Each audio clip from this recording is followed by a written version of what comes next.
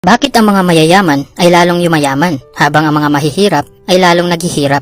Yan ang madalas na tanong ng karamihan na hindi masyadong nabibigyan ng tamang sagot. Akala ng iba na ang pagiging mayaman ay nagmumula sa swerte. Yung iba naman ay naniniwala na ang mga mayayaman ay sakim at pera lang ang iniisip nila. Pero ang hindi alam ng karamihan, ang pagiging mayaman ay nagmumula sa kung ano ang mindset at skills ng isang tao. Hindi sila mayaman dahil meron silang sasakyan at malalaking bahay. Mayaman sila dahil meron silang tools na ginagamit kung paano makuha ang mga bagay na yon. Sa video natin ngayon, pag-uusapan natin ang 3 tools na ginagamit ng mga mayayaman na nagbibigay tagumpay sa kanila.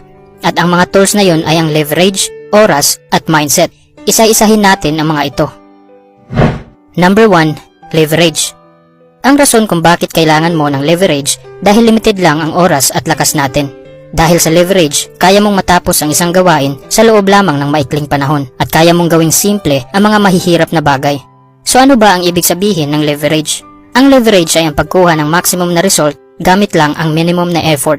Gawin na lang nating halimbawa si John at Mike. Pareho silang employee at may monthly salary na 30,000 pesos. Pareho din silang may plano na magsimula ng kanilang negosyo at kailangan lang nila ng 1 million pesos na kapital.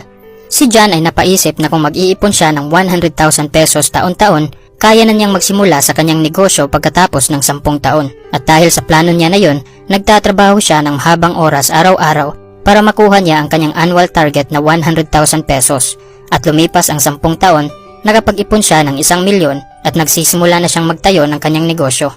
Pero iba ang naging istorya sa buhay ni Mike. Gumawa siya ng mas mabilis na plano at hindi tumagal ng 10 taon bago niya nakuha ang kinakailangan na kapital ng kanyang negosyo.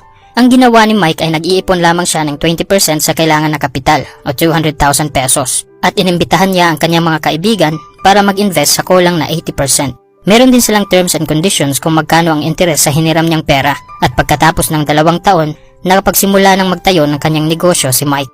Kung kaya ni John na mag-ipon ng 100,000 pesos taon-taon, kaya din yon ni Mike. Pero nakuha lamang ni Mike ang kanyang goal sa loob lamang ng 2 taon dahil gumamit siya ng leverage, habang si John ay umaasa lamang sa sariling sikap. Ang leverage na ginamit ni Mike ay ang tinatawag na OPM o Other People's Money. Aside sa Other People's Money, marami pang leverage na ginagamit ang mga mayayaman, gaya na lang ng OPT, Other People's Time, at OPE, Other People's Experience. Hindi kailangan ng isang business owner na malaman kung ano ang technical na parte ng kanyang negosyo. Kailangan lang niya ng sapat na kaalaman at hahayaan lang niya na ibang tao na ang magtatrabaho sa ibang technical na gawain. Isipin mo na lang si Steve Jobs. Kahit gaano pa siya katalino, ginamit pa rin niya ang oras at talento ng ibang tao upang mabuo ang Apple. Ganon din si Jeff Bezos ng Amazon, Bill Gates ng Microsoft at Sam Walton ng